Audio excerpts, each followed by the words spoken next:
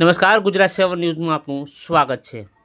The આરાધના બચત સહકારી મંડળી હવે વિદ્યાનગરમાં 719મી બ્રાન્ચનો આરંભ કરવામાં આવ્યો હતો।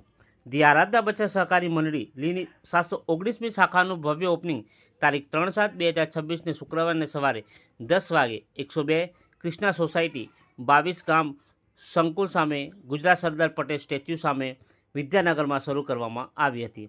આ પ્રસંગે મંડળીના ચેરમેન શ્રી નવનીતભાઈ ઝાલા, મુખ્ય મહેમાન auditor Shri Lalitbhai Makwana, branch manager Shri વિદ્યાનગરના Vaghela Ranjanben Khushalbhai, assistant general manager Shri Hathijan શાખાના Hansaben Jitendrabhai Makwana, assistant general manager Shri Valad શાખાના પ્રભાબેન હિતેશભાઈ મકવાણા અને આવેલા સગાવાલાની હાજરીમાં રિબિન કાપીને આ શાખાનો આરંભ કરવામાં આવ્યો હતો।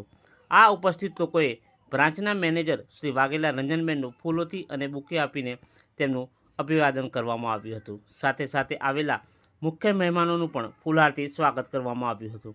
આ કાર્યક્રમમાં ધી આરાધના બચત સહકારી મંડળી લીમાં ચાલતી વિવિધ યોજના, તેના થકી મળતા ફાયદા, વીમો, ફિક્સ ડિપોઝિટ, માસિક બચત યોજના, દીકરા દીકરીની યોજના વગેરે ચાલતી મંડળીની વિશેષતા જણાવી હતી। 1994થી ચાલતી ધી આરાધના બચત સહકારી મંડળીમાં આખા ગુજરાતભરમાં 700થી વધારે બ્રાન્ચ ધરાવે છે। આ મંડળીમાં બચત સાથે રોજગાર અને મહિનો ઘણા પરિવારો બચત સાથે સારી આવક મેળવી રહ્યા છે।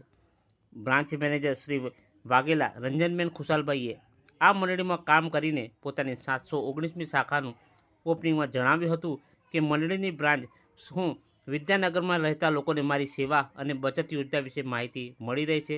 જે લોકોને આ મંડળીમાં કામ કરવું હોય તો મારી બ્રાન્ચની મુલાકાત લઈને વધુ જાણકારી આપી હતી।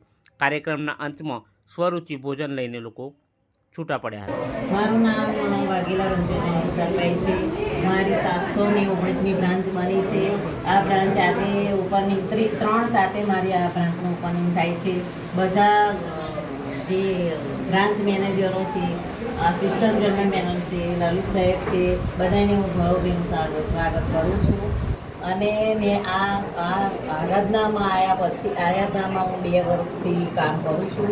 2 વર્ષમાં મારું સારું કામ જોઈ સાહેબે મને આ બ્રાન્ચ આપી છે અને આ બ્રાન્ચનું ઓપનિંગ 3 સાથે થયું છે।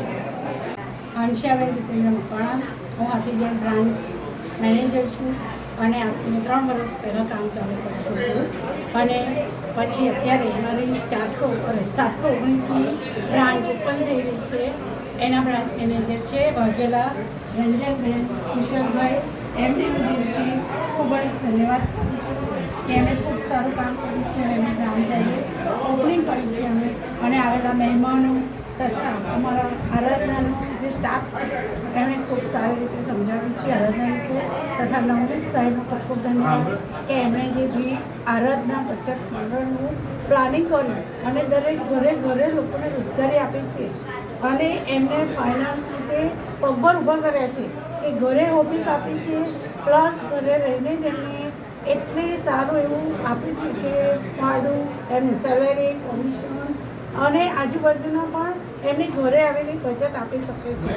પ્લસ અલગ અલગ નાના બાળકોના પ્લસ વૃદ્ધ પેન્શન યોજના પણ આમાં સામેલ છે કે જે લોકો એનો લાભ લઈ શકે છે।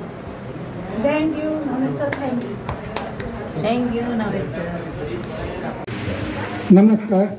આવેલા દરેક ભાઈઓ બહેનોનું હું ફૂલ લઈને તો ફૂલની પાંખડીથી દરેકનું સ્વાગત કરું છું। હવે અહીંયા વરસાદનું વાતાવરણ છે, વરસાદ અચાનક ચાલુ થયો એટલે બહુ સ્પીડમાં સમજાવી દઈશ ઝડપી, કારણ કે ટાઈમ વધારે નહીં લઉં।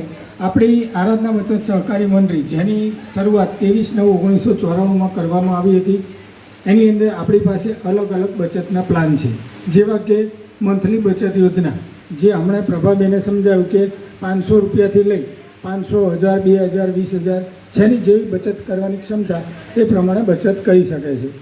આપણી મંડળીમાં બચત કેમ કરવી, એનું મેઇન કારણ છે કે જે બેંક કે પોસ્ટ જ્યાંથી વ્યાજદર બંધ કરે છે ત્યાંથી આપણી મંડળી વ્યાજ આપવાનું શરૂઆત કરે છે। બેંકમાં વ્યાજદર તમને 6%થી 7% સુધી હોય છે અને આપણી મંડળી 8 વર્ષે 8%થી શરૂ કરી 100% સુધી વ્યાજદર આપે છે। હવે બીજો પ્લાન છે દીકરા દીકરીનો પ્લાન પણ દર મહિને 1000 રૂપિયા ભરવાના, જે 14 વર્ષ, 17 વર્ષ, 23 વર્ષ અલગ અલગ પ્રમાણેનો પ્લાન છે। એની અંદર એ રીતનો બેનિફિટ છે કે એની અંદર વારસદાર મમ્મી પપ્પા બંને હોય છે. જો તમે 1000 રૂપિયાનું એકાઉન્ટ ખોલાવ્યું છે, 12 મહિના પછી તમે રેગ્યુલર હપ્તા ભરતા હો અને મમ્મી કે પપ્પા એક વ્યક્તિનું ડેથ થાય છે, તો મંડળીની અંદર જે તમે 1000 રૂપિયા ભરો છો એની જગ્યાએ 500 રૂપિયા ભરવાના. 500 રૂપિયા મંડળી ભરે છે. અને સંજોગ વસાત બંને પાર્ટીનું ડેથ થતું હોય તો મંડળી એક પણ રૂપિયો તમારી પાસે લેતી નથી અને પાકતી મુદતે વ્યાજ સાથે તમારા જે બાળકના નામે પૈસા ભર્યા હોય એને મંડળી આપતી હોય છે. ત્રીજો પ્લાન છે આપણી પાસે ફેમિલી સુરક્ષા. એ પણ 1000 રૂપિયાથી એકાઉન્ટ છે. 1 વર્ષથી લઈ 23 વર્ષનું એકાઉન્ટ છે. એની અંદર ઓછામાં ઓછા 6 વર્ષ સુધી તમારે ભરવાના હોય છે. જો કોઈ વ્યક્તિ 1000 રૂપિયા ભરવાની શરૂઆત કરે છે તો પહેલા વર્ષે 12000 જમા થાય છે અને એ વ્યક્તિનું 12મા મહિને ડેથ થાય તો મંડળી 15000 રૂપિયા વીમો આપે છે. 12000ની સામે 15000 વીમો. જો બીજા વર્ષે ડેથ થાય છે તો 30000 વીમો. જેમ વર્ષ વધે એમ વીમાની રકમ વધતી હોય છે. ઓછામાં ઓછા 6 વર્ષ તમે જમા રકમ કરો છો તો તમારી જમા રકમ 72000 થાય છે. એની સામે મંડળી 1 લાખ રૂપિયા વીમો આપે છે. એની સાથે જેના નામનું એકાઉન્ટ હતું એ વ્યક્તિ જીવે ત્યાં સુધી 672 રૂપિયા પેન્શન આપે છે. જ્યારે એ વ્યક્તિનું ડેથ થાય ત્યારે એના ફેમિલીને 1 લાખ રૂપિયા વીમો તો આપે જ છે મંજૂર. જો એની અવેજમાં કદાચ તમે જો 23 વર્ષનું એકાઉન્ટ ખોલાવ્યું છે, 23 વર્ષ તમે પૈસા ભરો છો તો તમારી જમા રકમ થાય છે 2,77,000 અને એની સામે મંડળી 12 લાખ રૂપિયા વીમો આપે છે. અને જે વ્યક્તિ 23 વર્ષ પૈસા ભર્યા એ પછી દર મહિને એ વ્યક્તિને 10,000 રૂપિયા મંડળી પેન્શન આપે છે. જ્યારે એ વ્યક્તિનું ડેથ થાય ત્યારે 12 લાખ તો વીમો મંડળી આપે છે. એ વીમાની રકમ જો એનું ફેમિલી લેવા તૈયાર નથી તો એના જે વારસદાર હોય એના નામે પોલિસી ટ્રાન્સફર થાય છે. જેના નામે ટ્રાન્સફર થાય એ વ્યક્તિ જીવે ત્યાં સુધી એ વ્યક્તિના 10,000 રૂપિયા પેન્શન મળતું હોય છે. આ રીતે ફેમિલી સુરક્ષાની યોજના છે. આ રીતે આપણી પાસે એફડીનો પ્લાન પણ છે. અને વરસાદ વધવા માંડ્યો છે એટલે ટૂંકમાં સ્પીડમાં બતાવી દઉં. આ સિવાય આપણે મંડળી બચત સાથે રોજગારીનું પણ કામ પૂરું પાડે છે. રોજગારીનું એવી રીતનું કે કોઈ પણ વ્યક્તિ 1100 રૂપિયા ભરી મંડળીના એડવાઇઝર બનવાનું હોય છે. એડવાઇઝર બન્યા પછી જે દિવસે તમે એડવાઇઝર બનો છો એ દિવસથી 30 દિવસની અંદર તમારે 20,000ના એકાઉન્ટ કરવાનો હોય છે. 20,000ના એકાઉન્ટ કરો છો 30 દિવસની અંદર તો તમે જે 1100 રૂપિયા ભર્યા એ પણ મંડળી તમને પરત આપે છે. તો તમારું રોકાણ કેટલું થયું? 0. અને મંડળી તમને કમિશન પેટે પહેલો હપ્તો 500, 1000 કે 2000 તમે જે પહેલી વખત ભરો છો એનું 100% તમને કમિશન આપે છે. એટલે કે 20,000ને એકાઉન્ટ કર્યા તો પહેલા મહિને 20,000 રૂપિયા કમિશન મળે છે. એ પછી બીજા મહિને તમારે 20,000નું રિન્યુઅલ લાવવાનું હોય છે. એની સાથે 2,000ના નવા એકાઉન્ટ કરવાનું હોય છે. 2,000ના નવા એકાઉન્ટ કરો તો 100% 2,000 અને 20,000નું 10% 2,000 તો તમારું કમિશન થયું 4,000. તો મંડળી એક્ટિવ એડવાઇઝર પેટે 1100 રૂપિયા પણ વધારાના આપે છે. એટલે બીજા મહિને તમારી આવક થાય છે 5100 રૂપિયા. એની સાથે તમારે વધારે આવક લેવી હોય તો તમે તમારા હાથ નીચે એડવાઇઝર મૂકી શકો છો.